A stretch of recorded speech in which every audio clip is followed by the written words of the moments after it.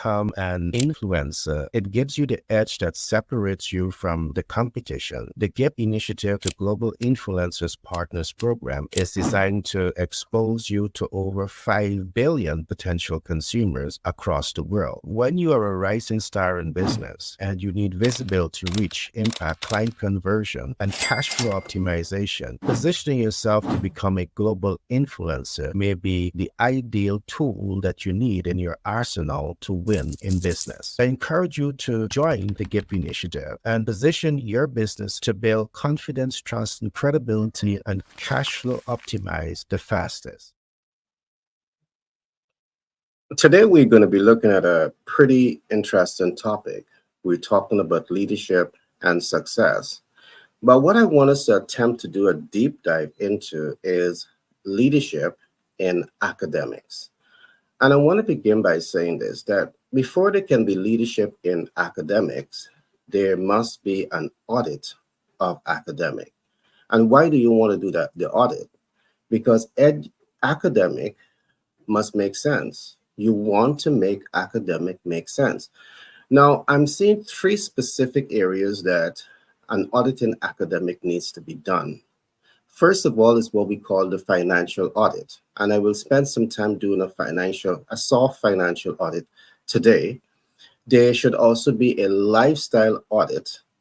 And last, there should be an economic audit. So over the next few days or few weeks, we are going to do a deep dive into analyzing leadership and academics and how to make academic make sense. Today with me in the studio, I have 2 dynamic personalities. I have Shivani Sinarang. And Shivani Sinarang, she's a lecturer at one of the top universities in the Caribbean. She is also a business owner. She manages multiple businesses, and she's a project management practitioner. Along with Shivani, I have Clement Frank. And Clement Frank, he has years of experience in lecturing. He had even lectured at one of the top universities also in the Caribbean. And he have lectured at multiple additional campuses. He is an economist by profession, and he is also a practicing leader and soon to be a first-time author, published author. So he has all of these, great things behind him. Now, I want to welcome you all to today's program. How are you guys? Trust you guys had a great weekend. It was. Great. Awesome. All right. Today I want us to take a little twist, and focus on what some might want to say a very controversial issue. But I'm focusing on this particular issue or these series of issues that we're going to begin to look at, because when we do the analytics of our demographics, we recognize that we have youth of a particular type. And when we do the research, we recognize that we have youth that has a particular interest. And these topics that we're going to go into very much interest them. At the beginning of this program, I clearly established that one of the things that I want us to look at today is leadership in academics. Is there leadership in academics? I do not believe so. Why? Because I do believe that before there can be leadership in academics, there must be audits in the academic field. And if you're doing an audit and the audit is not reflecting the cost of academics, it's not reflecting the benefits of academics, it's not reflecting how it is impacting society, and ensuring that you have control mechanism in place, perhaps you have a runaway train. Now, what I want to do is to look at what I call a soft analysis of the financial audit, and then I may make a comparative analysis. And I'm doing this to ensure that we are able to establish if academic makes sense or how to make academic make sense. Now, we see in the US and across the world millions of students annually get into debt without doing the financial audit. And I will do a soft analysis of that audit. When I'm looking at the audit, there's several things that I'm looking at.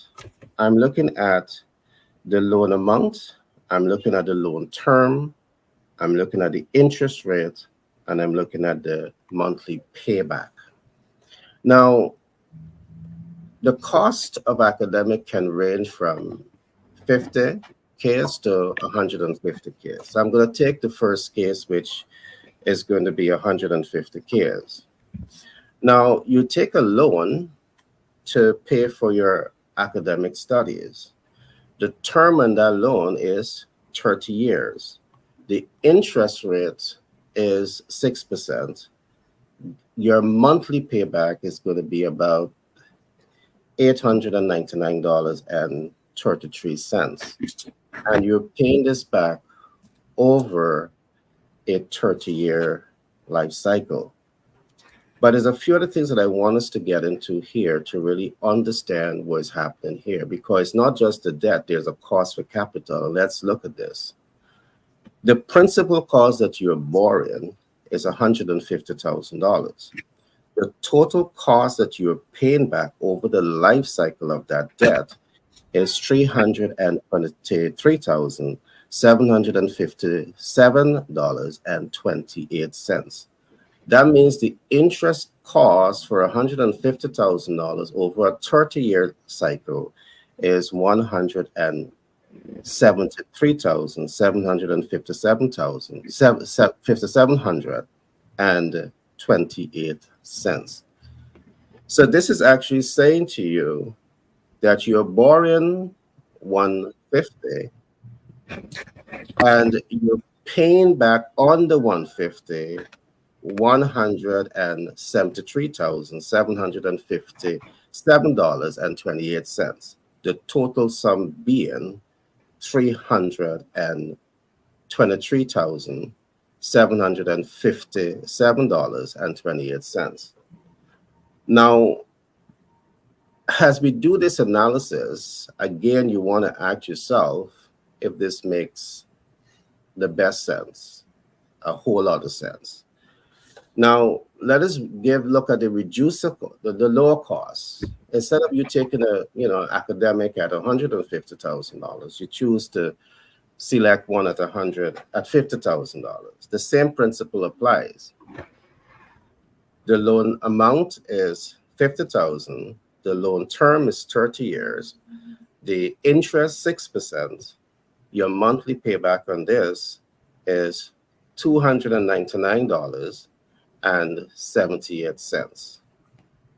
Again, let's break this down, because we see a lot of families, you're getting into debt without understanding what you're getting into. The principal cost that you're borrowing here is $50,000.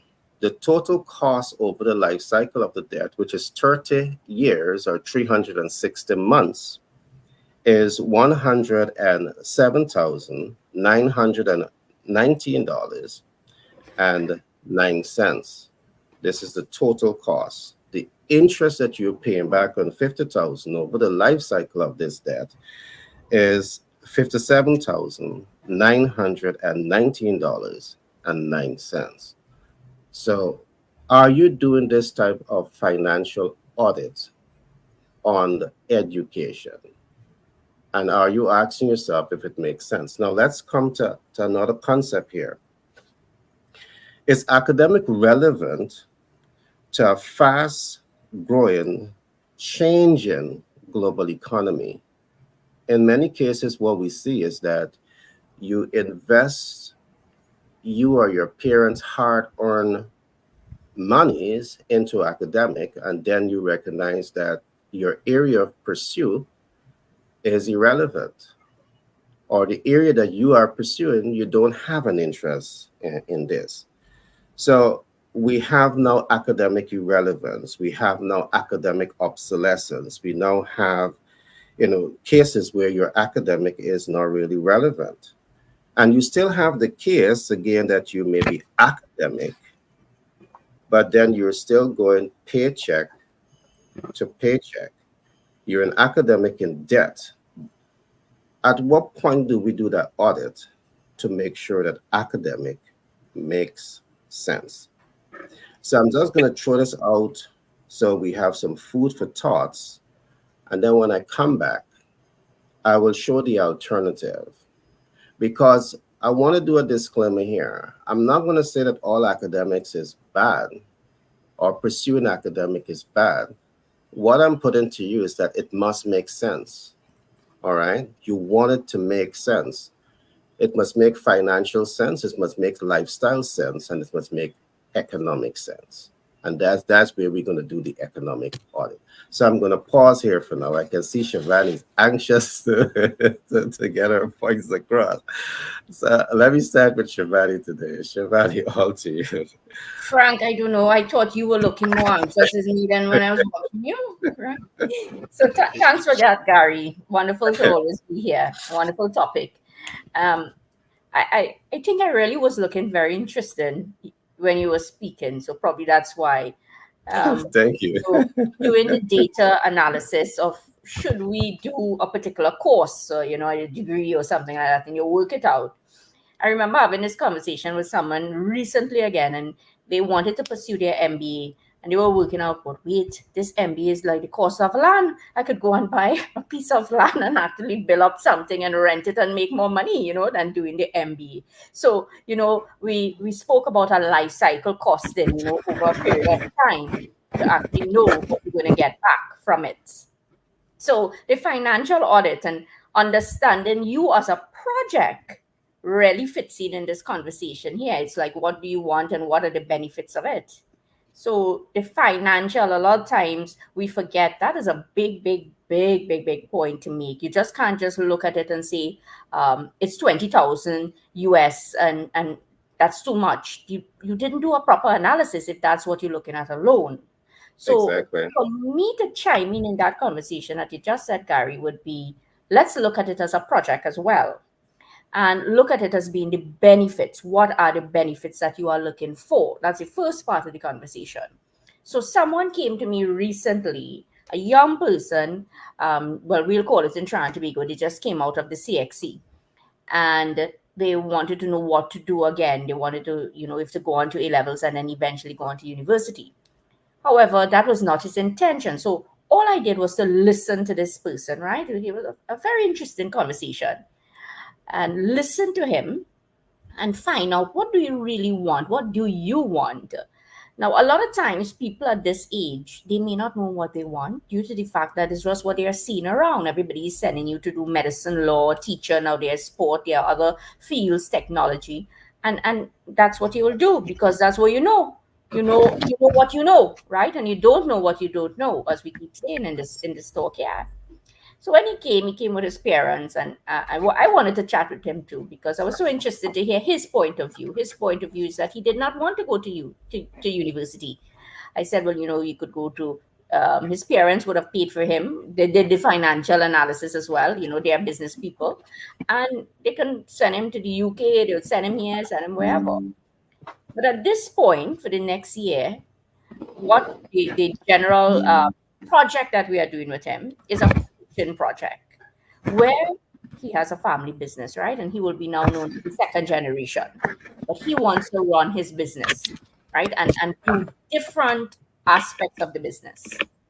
So what we did was a whole 1 year project. And I mean, the project is coming to a close shortly, well, in a few months. So we'll analyze what did he really learn from this project. So we looked at what are some of the programming that could really help him to grow him as an individual. And also the benefit was how to grow him as the second generation business owner. So he knew what he wanted. And this is what we had to map around an entire project built on a coaching experience to learn and to transfer knowledge that he will be able to grow within the year. So it is a very, very important conversation a lot of times to really deep dive into, as we keep saying, what are we really doing? Are we preparing individuals to do something? What are the benefits? And I see it in academics all the time from different levels, from primary school, secondary. I mean, you have different levels where you are in the world, and you reach up to university. Are we really doing a benefit? So it's coming back to this approach again in project management. Are we doing a benefits management approach? Are we looking at this as a project? Because it is a change management project. We keep talking about leadership in academics and how well we can change, and are we preparing the student for the real world? But we have to really look at a change management project for education as well. So to start the conversation, and I want Frank to chime to give over to Frank now, because back to you, it is an interesting talk that can show we need change to happen in this sector, in education, in academic development, in how we teach people. We can't look at things in one way. It's an entire ecosystem for education as well. And I wanted to, just share for now, and I'll come back in after when you decide to bring me back in the conversation, right, Gary? If you want to bring me back after, say what I say. But at the end of the day, with academics, you have to You know look. your family now, Okay. right? Your family now, right? Very good, very good, very good. So you'll treat me good, right? So in terms of education, in terms of academics, look at everything that you do as an individual. This is how I start the conversation. Anybody come to me and they want to know what to do, what to study, where to go, you are a project, and you need to operationalize you as a project. And then we do a business case for that individual, and that's what we do for this young person that I'm doing this coaching thing with. And it's quite interesting to learn when you look at the benefits, you see, what do you really want? So that was one of my projects. There are many others that we'll come back with. So thanks for that, Gary. All right. Great share, Shivani. Frank, all to you. All right, thanks. Thank you very much. You guys have really intrigued me. Very good topic. But the first thing I want to say is that for students who are looking at career, for some time I've been able to counsel students on what course best suited for them. But the first thing you have to understand about students and their psyche is what interests them. What do they want to do? Yes, of course, a lot of them don't know, but I've met quite a few who know exactly what they want. And the thing about it is that if we only look at education and the financial gains, we are kind of doing a disservice, because somebody can be passionate about dancing. It doesn't pay much in the Caribbean, but that is their satisfaction. And we have to realize that. I remember, I got a good example. One of the students who came to the medical school where I was student affairs manager, he never wanted to be anything in medicine, doctor or anything, but because of his parents wanted him to be a doctor. You know how some parents, they live their dreams through the children. It may work out good, and sometimes it doesn't work out good. The child came to a point where he was almost suicidal. So we had to really look at ways in which we can help this student. I asked the child, what you really wanted to do, what in life, what you wanted to do. He said, I just want to be a teacher. I like working with children. And I said, but teaching don't pay much. He said, that is what I'll be satisfied with. It's not, for him, it wasn't the finance. It was what his desire was, what he wanted to accomplish. And that goes way beyond finances. I like teaching. Never paid me much. And I had to do other means to getting by. But the thing about it is, in schools, we don't teach students how to be business persons and to think finances and all that kind of stuff. And I think it's something that has to be thought of, and not just think about it, but operationalize it.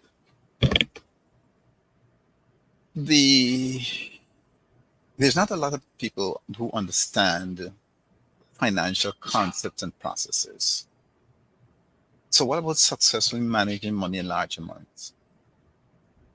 How about being able to identify trusted sources of financial information and accurately use them to compare what your desires are and make the decisions? At what age do people develop or demonstrate this type of fiscal expertise? When you look at what a Consumer Financial Protection Bureau state, that milestones happen in stages sometime between adolescence, age 13, and early adulthood, age 21. And later in adulthood, these building blocks develop into mastery and extension of basic financial skills, which are demonstrated through 1, critical thinking, 2, application, and 3, competence. And even though the financial skills start developing at adolescence, and we are expected to master them in adulthood, many adults do not have well-developed financial literacy and budgeting skills. If an individual has minimal personal knowledge of finances and budgeting, it is sure to impact their private money matters. But when an educational leader does not have professional level, that is, expertise in fiscal matters, it will then have a negative impact on the institution, on the faculty, the staff, and the students. So leadership always requires some type of fiscal responsibility, whether it be in the role of the club advisor and the department chair, the board member. That level of responsibility depends on the role, the profession, and the organization. So budgeting, financial skills, and financial decision-making abilities, they're vitally important to academic leadership. So accounting, business, and finance departments are key professionals in this work, but so too are the school administrators.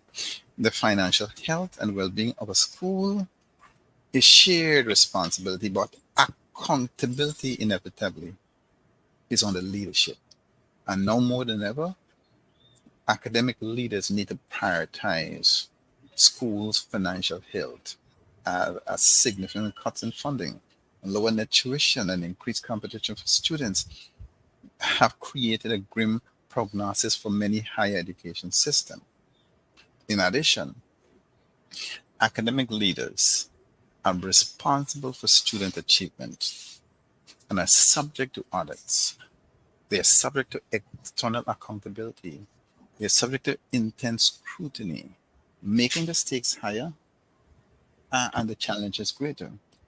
But yet many academic leadership and educators and counselors, whatever you call it, come into administrative position without the necessary skills to be a financial leader and steward.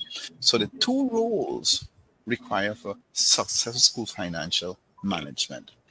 Again, I'm saying, though we are saying all of this about finances, which is good, and we need to have money. At my case, for example, I didn't have all the financial benefits, but what I had was a psychological satisfaction of teaching. And if you ask many educators, and they're going to say, there are many days I had to go into my pocket and give a student a snack, buy a book for a student, and that brings satisfaction. But you know what happens in the long run? It pays off. because just the idea of looking at the students who are not magistrates and lawyers and bank managers and all the other things, that is where my satisfaction is. Over to you, Gary. Okay. Frank, I feel your passion that you're speaking from, but I have some slight disagreement. I do believe that if academic is not translating into high financial rewards, the individual themselves can be placed on a challenging reality of life.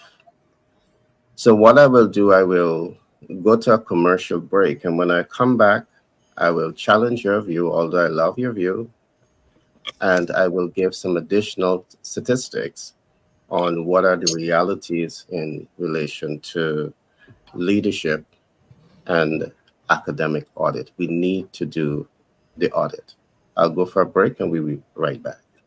Become an influencer. It gives you the edge that separates you from the competition. The GIPP initiative, the Global Influencers Partners Program, is designed to expose you to over 5 billion potential consumers across the world. When you are a rising star in business and you need visibility, reach, impact, client conversion, and cash flow optimization, positioning yourself to become a global influencer may be the ideal tool that you need in your arsenal to win in business. I encourage you to join the GIPP initiative and position your business to build confidence, trust, and credibility and cash flow optimize the fastest.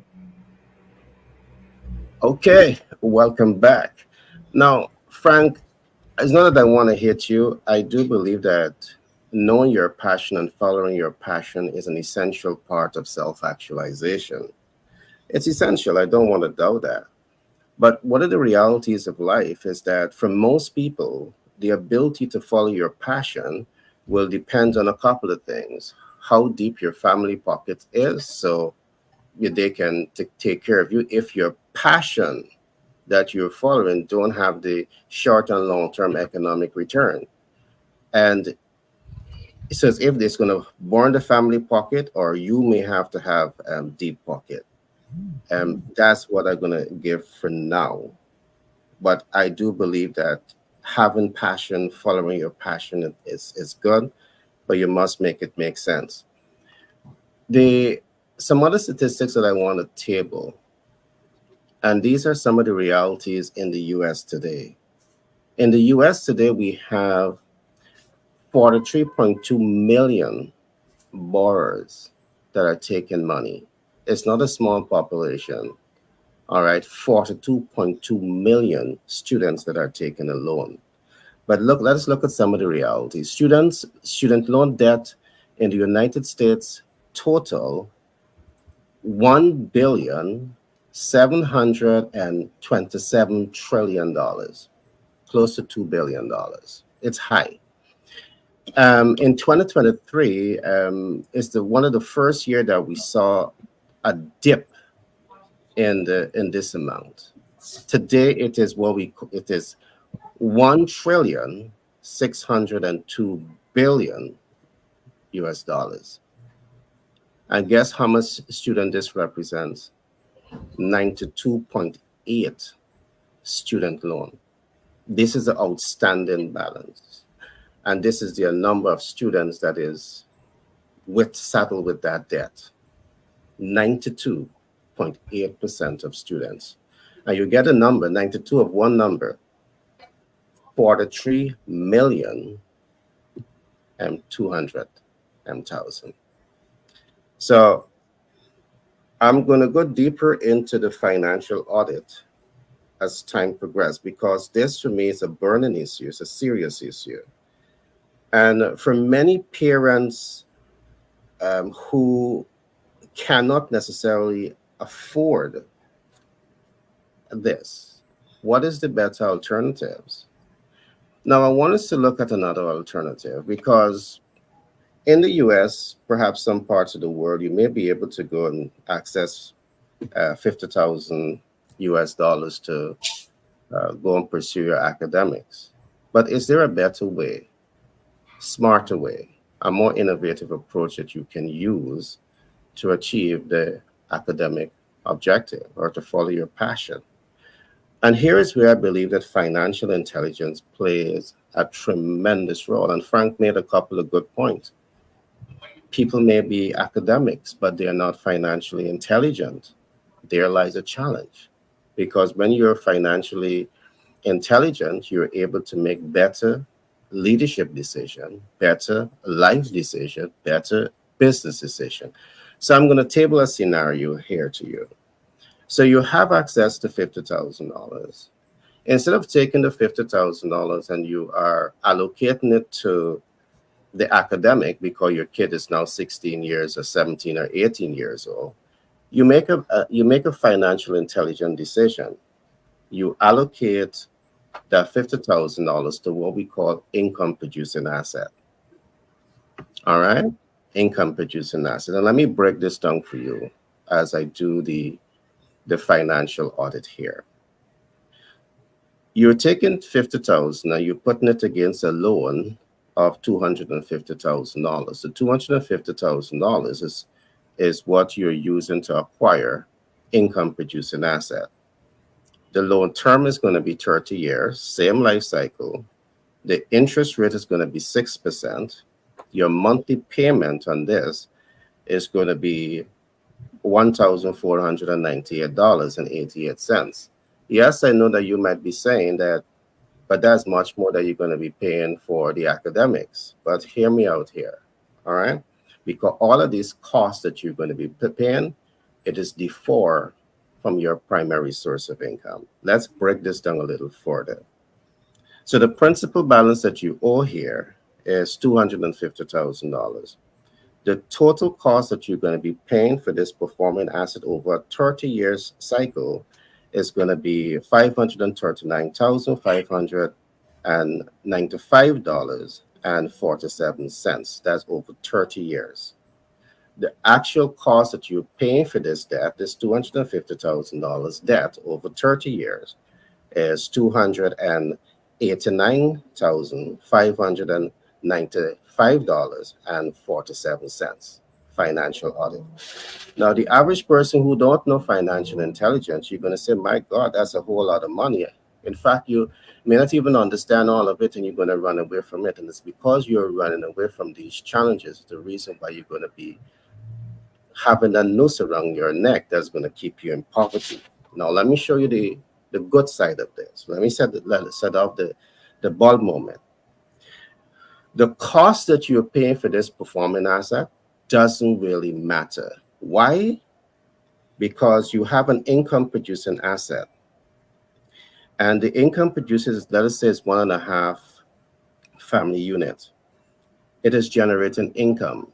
The monthly income that it is generating is $3,500. The annual income that it's going to generate is $42,000. The yearly income, or the income over the life cycle of this debt, is going to be $1,260,000. So let's do some further financial analytics here. The total income from this performing asset is $1,260,000. The total debt on this asset is $559,595.47. What is your profit? Your profit is $720,405. That's profit. So here it is. Instead of 30 years, you're in debt. After you're in debt for 30 years. In this scenario, the same 30 years, you invest in an income producing asset that pays off for itself and puts some monies into your pocket. And the total sum that it puts into your pocket is $720,405. But several other things is happening, and here's where financial intelligence comes in. You own the asset debt free. You have asset appreciation. Because when you purchased the income producing asset, it was 50,000 then. 30 years later, the value has gone up. It's now $550,000. So you make money, $720,000, plus you have an asset in your hands that worth over $550,000. But guess what else? You have equity leverage, because the income producing asset, you now have equity. And with an equity, you can take out the HELOC, the home equity line of credit, and you can leverage this into other income producing asset. But let me put the icing on the cake here. You don't have to wait 30 years to have all of these benefits. In the first 5 years, you can start to take out equity and you can start to leverage equity. But here, the other sweetness side of this here, this is where financial intelligence comes in. You see that same $50,000 that you pay, and when you pay it, it's gone. It don't come back to you because it's what you call, a bad debt. Guess what happened when you do things this way? You can take $50,000 out of the income producing asset and pay down on your academic, whatever academic you want to go for, and you have an income producing asset that is paying you for the rest of your life, paying off your debt. And when you really understand how to leverage what I'm talking about here, my God, you have a winning formula. So for us, when we are able to do the academic audit, leadership and academic audit, combined with financial intelligence, it puts you, the consumers, it puts you, the beneficiary, into a much better position to win in life. All right, so I'm going to pause here for now, and I'm going to reemphasize there is a need for an academic audit, and we want to see the academic audit being done for now from 3 standpoints: the financial audit, the lifestyle audit, how it's going to impact the beneficiaries, and the economic audit, how it's going to impact the economy itself. So I'm going to pause here for now. These are 2 examples that I want to give. Over the next few days or few weeks, I'm going to dig deeper into this concept. Let me come to Shivani. Shivani, I know you had some thoughts that you'd want to share. All to you. So, Kari, financial is the key for everything. I will always look at it from that point. You're not going to do something if it's not going to be of value to you, right? So it comes back again to me as an individual, as a project, because I have to look at myself as a project if I'm getting to the academics or what you're saying about income assets as well. I mean, this is all a project, my personal project, your personal, Frank's personal project. So you have now to analyze what is the return that you're going to get. But as you know, a lot of times when you look at the return may look at personal satisfaction, you may look at making more money, but everything must go hand in hand, right? Because it is a project. And in order for this project to turn into an operation, which is what you want to be able to make money for life. You want to be able to contribute to via academic status to life, for life, and to grow and to develop. So it's money and knowledge as well. Money and knowledge equal you as the individual. That's what you're looking at. However, in our environments, what we all are seeing, there's so much more work that got to be done, right? So to start this deep dive, to move more into what you're saying as well, to build on the points, and Frank also said it, that triggered something in my mind. Yes, it is a project. Somebody got to work this out for us. If you come now to study with me, somebody need to ask these types of questions, and you have to work out financials. Now, remember, there'll be different levels that people will be coming to study. You are talking a lot more in terms of when people probably are doing their postgrads. Should it make sense? I see that's a very, very relevant talk, that if you're from your first degree, or even to get into your degree, and then you're going to do masters and PhD and stuff like that, you have to look at the financial part of that. That's a very important point. And as I was saying at the beginning of the conversation, I think it was just the other day, it felt like this for me when somebody was telling me, well, Shivani, should I do an MBA, girl? At the end of the day, I have to pay almost $100,000. I could buy a piece of land and make income out of that. Right. But that was a good conversation to tell her at that point. I should have said that. That was a good thing, but the financial and how we could grow it. So yes, that's a good point you made. So you could do two. That's what we're saying. You can do the two. Now look at everything as a project. Look at everything as a project. You as a project. When you are making these decisions, you have to look at finances. And Frank was talking about sometimes people come to us and you're not giving them the proper information because we ourselves may not have the proper information. I have seen that over and over. We need to do better talent management, right? So you have people in positions, you will have people, and they are not able to communicate to the student because they don't understand what they need to tell them. All they may say is, okay, Gary, come, we have a master's in management. Yes, you could do a master's in management. That is not, what is that saying to the student? You haven't done a proper analysis of that person. You haven't done it as a project for them. A project management approach is really necessary to look at leadership in academics as well. Very, very important.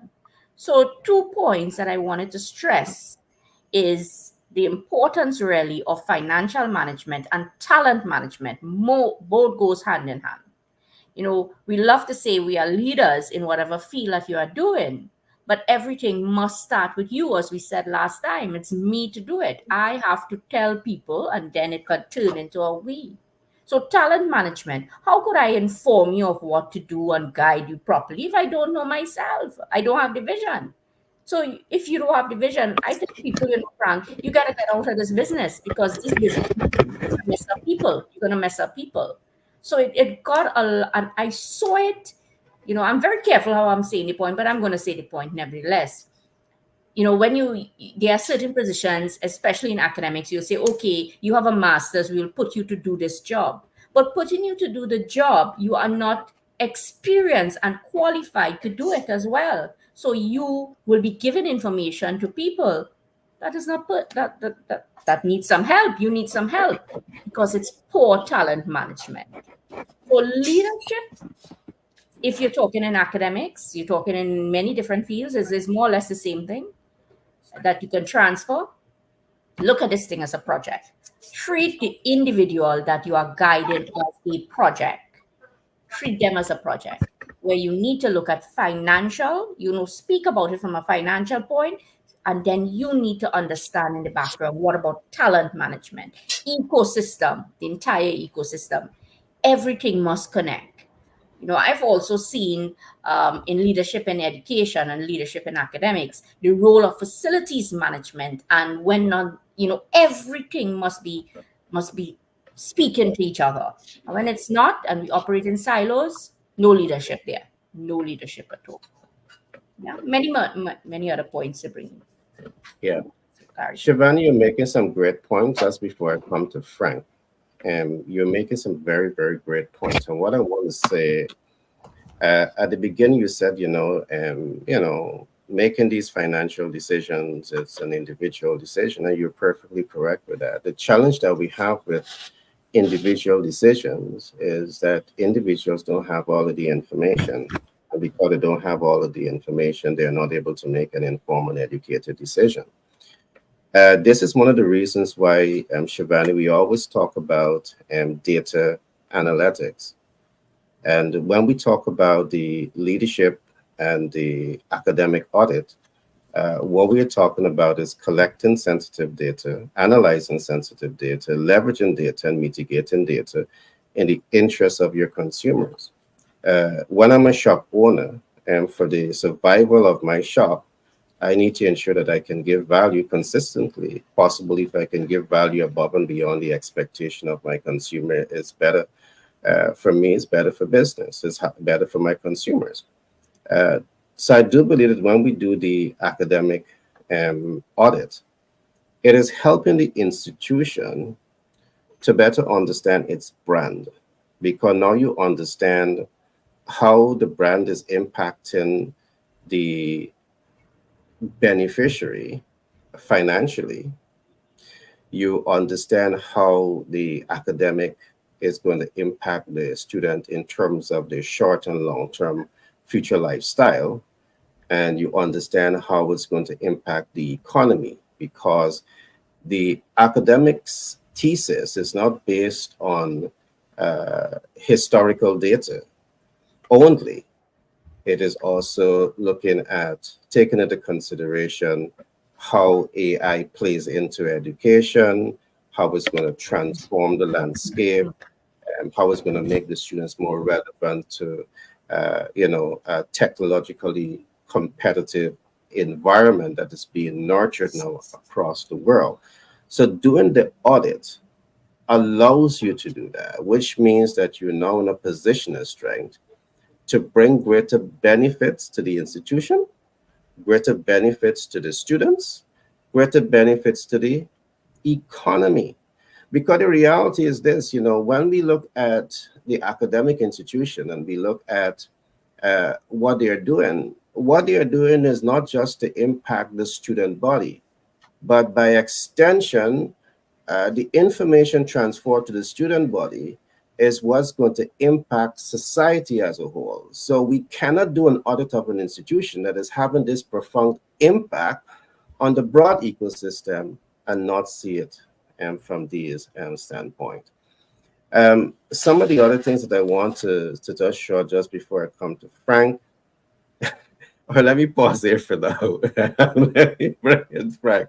Frank, on to you, my friend. All right. Let's look at the leader in school finance. Is that person who understands the vision, understands the mission, the culture, the goals of the school. You see, an academic leader may come into the position with one or more of these components absent. And in that case, they will have to lead the stakeholders in the development of what is missing or what requires strengthening.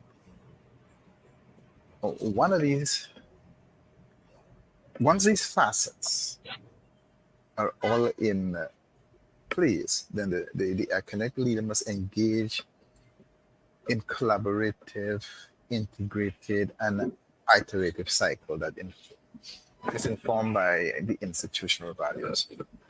First, educational needs has to be evaluated. It must be established, prioritized, with input from the stakeholders, and that is the students mainly. And from those needs, budget goals has got to be created, successful criteria defined, and then a plan established.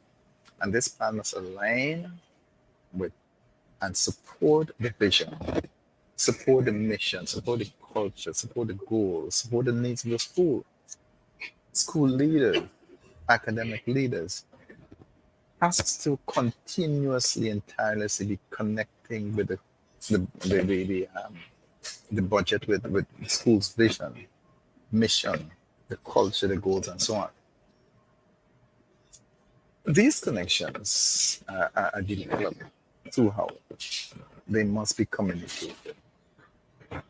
It is not enough to design a budget or even implement a budget without communication, ongoing communication throughout the entire process cycle is essential for budget management and school success, which will eventually lead to student success. Without ongoing communication, what should be a positive, integrated, and iterative cycle becomes a death spiral instead.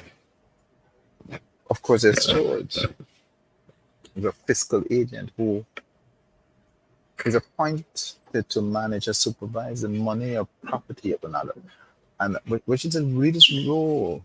The leader's other role in school finance. The school, the system, the consortium, the community, the state budget, the money and power belongs to that community, whether it's large or small, not the administrator. Now, while school leaders must take ownership of school finances, it isn't the same as owning the resources. When you look at the role of the education leader as the financial shores, this is why the cycle of planning, revising, implementing, and evaluating the budget must be collaborative and inclusive of stakeholders. So the academic leader as a steward work for and report to others. So as a financial steward, the academic leader must communicate to others. But it's equally important to consider and reflect on communication from others. Besides managing the dollar and cents, that academic leader also manage the process and procedures, the development and implementation, the expectation and accountability, all of which must be cooperatively communicated to stakeholders and the community, connected to the organizational identity and values, and clarified continuously on a cyclical basis. So, considering what is required to manage financial resources, school finance cannot and should not be managed alone by just one administrator resigning. Mm-hmm. And neither should this responsibility be handed over to someone without the competencies required. Despite all that financial leadership and stewardship requires, many educational leaders are not prepared for this part of the job. Mm-hmm. It was Sorensen and Goldsmith in their book. And they stated in far too many instances, school leaders possess limited background, limited experience, or expertise with the budgeting process. But the good news is that these skills can be developed, even by the adolescents, the young adults. So we may not be discouraged. And despite how you may feel, Gary, about math and spreadsheets or money management, we can realize that if we develop the necessary skills to be a successful financial academic leading steward, plus the alternatives are curious. And the book by Goldsmith and Steven is this Principles Guide to School Budgeting. So for those who are listening, you can take a read of that book. It's going to help to clear up certain things so that you get a better understanding of what the academic leadership is about, how they budget, how they need financial literacy and financial skills. Over to you, Gary.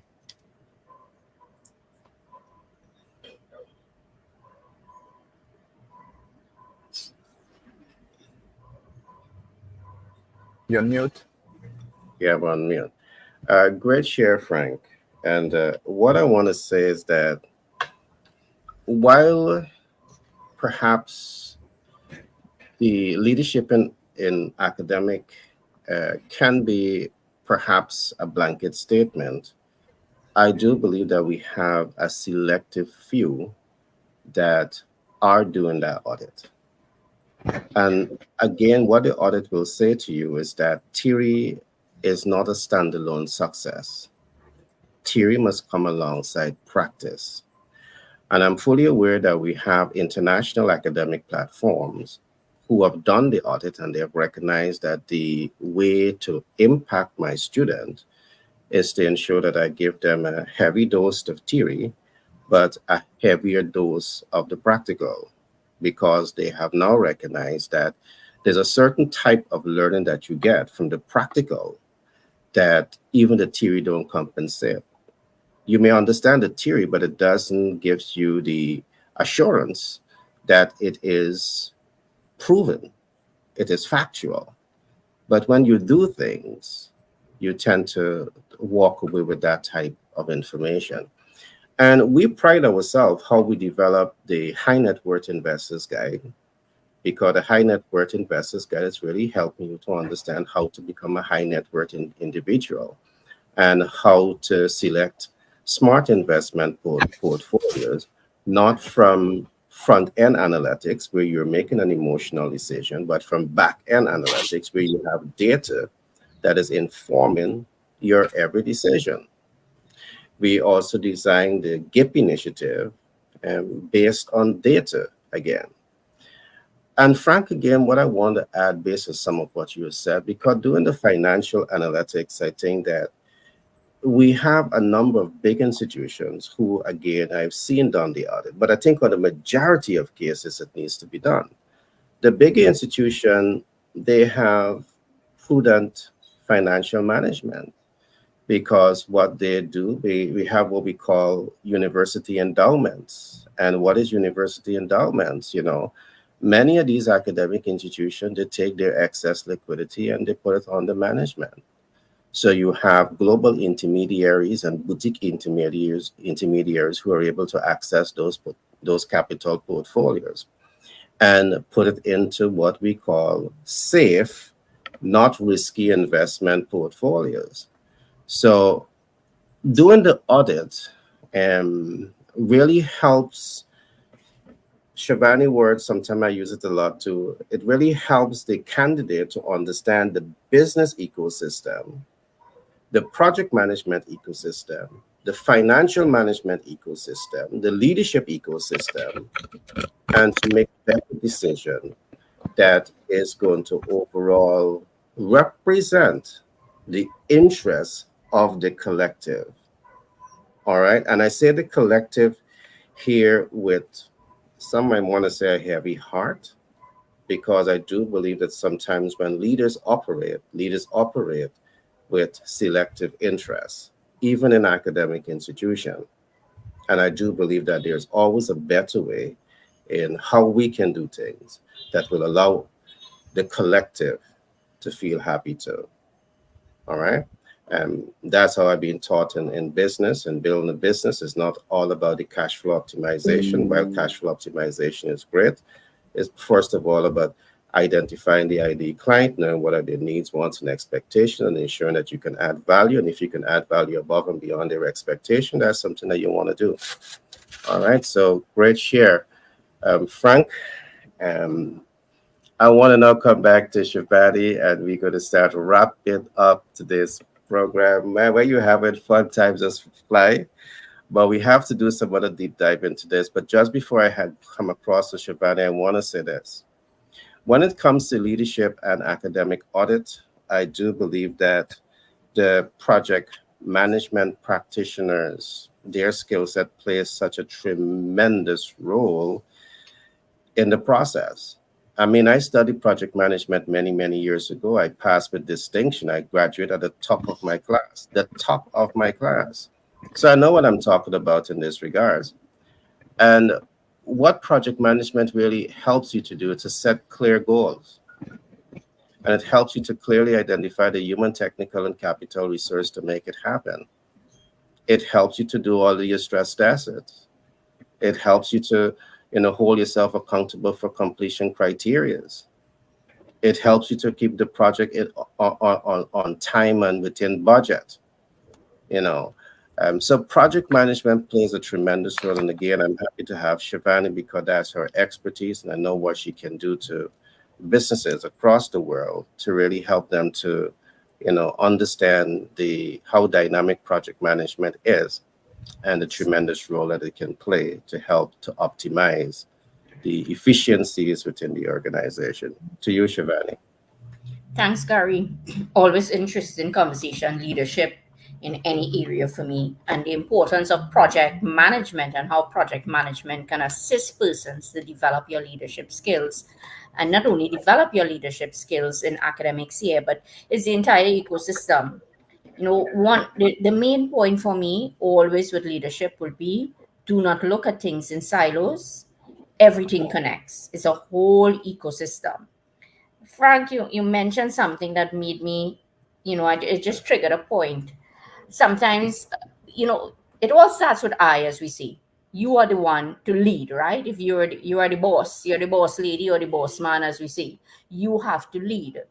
To turn it into a we, not every time it can be turned into a we are this is where the skill must come in.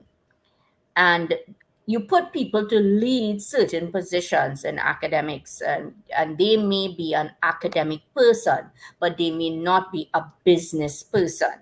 Now, this is a whole conversation, and And I'm being careful how I say it, Gary, because But you're right. You know, top, only right? So Shavani, you're right. Just let me yeah, support your point a little bit. I interfaced only recently with a head of an academic institution, and she is part of a university. She runs her department, and she was very honest to say, "I'm an academic. I mean, yeah, this is my area, but I don't understand a clue about business." That is a deficit because the conversation we can say doctors are doctors, but should doctors understand business? Yes, they should of at this course. aspect. Yeah. On to you, Shabani. Back to you. I like the point when you say if a doctor should understand business. I will always remember when I was pregnant and my gynecologist at this point, he was doing his MBA. His MBA because he wanted to understand the business. He was Yes, running a sir. big medical institution, and Yeah. it was it. I was so happy to be around him because it showed my point. I was happy to see my point was so relevant that yes, you may be a subject matter in a particular area, but that does not give you the competence to do what? To be able to lead in a business. It's a business of education that we keep saying here. It's a business of medicine, it's a business of whatever area, and you have to be able to grow the business. So you could teach people and you could probably stand up in a classroom or online here and talk about your topic from thy kingdom come until thy kingdom come, as you see. But you can't run the thing as a business. It is a business that you're running. I don't even want to hear the word school. I don't want to hear the word school. I want to hear the word it is a business that you're running. So it is, you may have to have your business model and all those things and your lean canvas and stuff. But coming back to the conversation, the individual on top must understand that. Now, it is a skill that Frank, you're saying you have to develop. People will have to develop. I agree, and you can develop it. But someone told me, and she was my supervisor, my manager, my leader, and it was such a wonderful thing she said to me. She said, "Shavani, I don't know everything, right? I don't know, but you know something, and I want to bring you into the business with me." So into to run the certain aspects with me, and that is what a leader's supposed to do. You need to know what is your strength and manage that strength.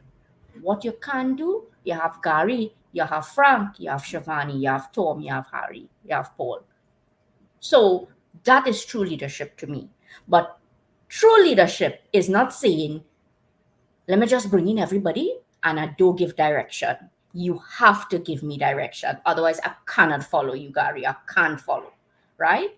So, as a leader, set the I first for me. Where are you going? Where do you want to carry me? And then see if I could bring in something to the pie, then a piece of the pie, and then we could do the thing together. That is business 101. And until that comes down the road, we can't talk again. We need to talk a different talk then. We need to talk a different talk. So my key takeaway, my wrap-up point really to close off this conversation is to show the importance of the leader, right? It's a very, very important topic. Look at the entire ecosystem here. It is a business that you're running. Let us project managementize it. And as we continue the conversation, for next time in our series, really, I will share more on design thinking and how design thinking can really now contribute to leadership in education. It is a very, very important point. Thanks, Gary. Yeah, welcome, Shivani. And on that point, and perhaps what we're going to do next week, Monday, we're going to go deeper into leadership and the academic audit. And we can expand on the financial audit. Perhaps we can look a little bit into lifestyle audit and perhaps also economic audit. So next week, Monday, we're going to do a deeper dive into those topics and explore it further. Frank, all to you, your thoughts and closing remarks. Thanks, Gary. Shivani, you said an important thing that a lot of organizations don't take into account: talent management. Very important. You see, in good times, it can be easy to take your organization's talent for granted. But do so at your peril. Investing in talent management or the way that your organization attracts, the way it retains and develops its employees, sometimes referred to as talent or human capital. This can give your company an edge. So look no further than about discuss great resignation, also called great attrition or big quit of 21 and its impact. Putting people first is vital to building a healthy workforce, and it's important to manage talent and to deploy it well. And leaders need to know how to rise to the occasion. In order to help shape workforces that have the skills to achieve, leaders can establish a talent first culture. Too many organizations don't consider talent required to implement different ideas.